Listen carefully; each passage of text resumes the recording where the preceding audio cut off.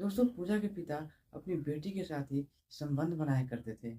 दोस्तों इस कलयुग में क्या-क्या हो रहा है, ये सारी कहानियाँ मुझे आपसे शेयर करने में भी शर्म आती है। लेकिन आप सबको सतर्क करने के लिए मैं ये वीडियो, ये कहानियाँ लेके आता रहता हूँ। दोस्तों पूजा बहुत ही खूबसूरत लड़की होती है और शुरू से ही पूजा के पिता पूजा पे गलत नज़र रखा करते थे और पूजा को कभी भी अपने हवस के नज़र से ही देखते थे। दोस्तों एक छोटी-सी कहानी थी तो मैंने सोचा आप लोगों के साथ शेयर कर दूँ। लेकिन वीडियो में आगे बढ़ने से पहले मैं आप सबसे यही विनती करता हूँ कि चैनल को सब्सक्राइब करके वीडियो को लाइक ज़रूर से कर देना, ताकि मैं आप लोगों के लिए ऐसी-ऐसी स्टोरी लाते रहूँ और आप सतर्क रहें। दोस्तों पूजा की शादी सन 2018 में विनोद नाम के एक लड़के से होती है।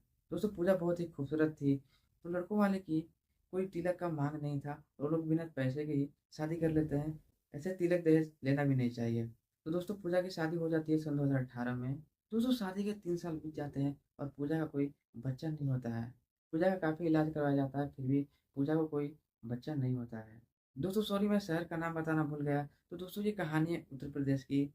तो अब ये होता है कि पूजा का कोई बच्चा नहीं होता है। दोस्तों उस अभागी लड़की का किस्मत इतना खराब होता है कि जब उनके शादी का 4 साल हो जाता है, तो उनके पति की मौत हो जाती है। मौत हालाँकि ब्लड कैंसर के कारण होती है, तो उनके पति की दोस्तों मौत हो जाती है और पूजा बिल्कुल ही अकेली हो जाती है। दोस्तों पूजा अपने घर में अपने पति के साथ और अपने ससुर जी के साथ रहा करती थी और पूजा की सास भी नहीं होती है, उनका भी देहांत हो गया हुआ रहता है।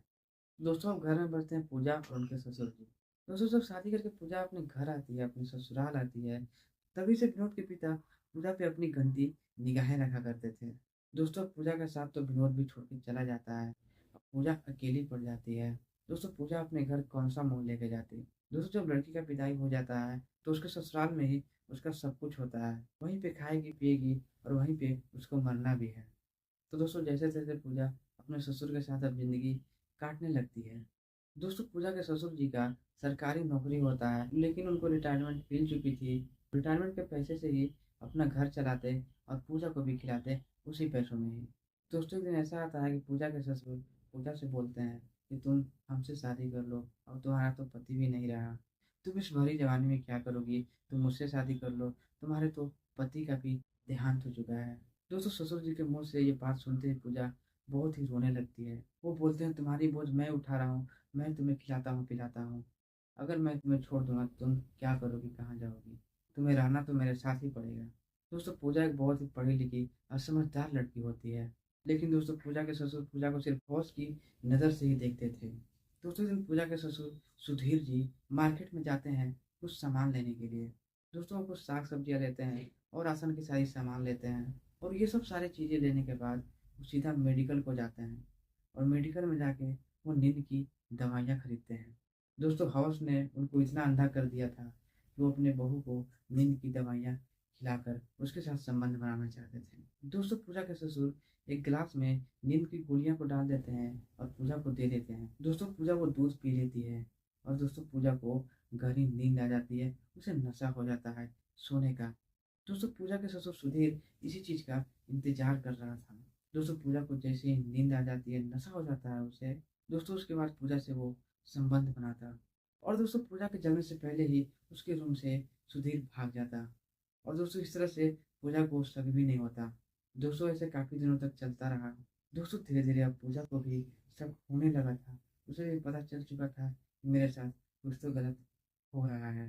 दोस्तों पूजा के ससुर लगातार ऐसे करते रहते। दोस्तों पूजा के ससुर एक रात फिर दूध के गिलास में वो नशे की गोलियां डाल देते हैं और पूजा को बोलते हैं बहू ये दूध तुम पी जाओ। दोस्तों पूजा वो दूध पी भी लेती है। दोस्तों लेकिन उस रात जब सुधीर पूजा के साथ संबंध बनाने वाला था, तभी अचानक पूजा का नींद खुल जाता है और वो जग जाती है। दवाइयों का असर थोड़ा कम होता है और वो जग जाती है। दोस्तों वो जोर से चीखने चिल्लाने लगती है और दोस्तों पूजा के पलंग के जस्ट बगल में ही एक फूल का गमला रखा हुआ रहता है। उस गमला को पूजा अपने ससुर के सर पे दे मारती है। ससुर जी के सर से ब्लड गिरने लगता है और वो बेहोश हो जाते हैं। दोस्तों पूजा के ससुर बेहोश हो जाते हैं और पूजा अपना सारा सामान समेटती है, अपना कपड़ा लेती है और सीधे अपने घर को निकल जाती है और अपने घर में किसी को भी ये सब बातें नहीं बताती है। वो बोलती है मैं अपने ससुराल अब नहीं जाना चाहती हूँ, अब मेरे पति ही नहीं रहे, मैं वहाँ नहीं रहूँगी।